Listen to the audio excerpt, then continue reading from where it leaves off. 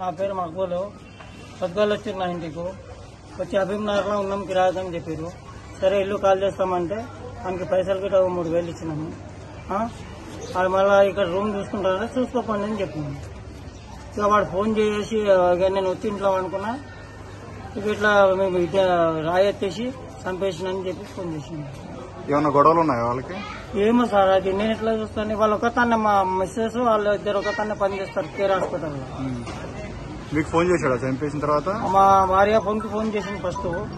దాని తర్వాత నా ఫోన్ కి చేసిండు. ఫలానా గల్లె మర్డర్ చేసి పెట్టినాను. మీ కూతురు పేరు? నసరీన్. మీ అల్లుడి పేరు? రహీం. ఏం పని చేస్తుంటాడు? అదే హాస్పిటల్ చేస్తాడు పని. ఏ హాస్పిటల్? ఇది మన కేర్ హాస్పిటల్.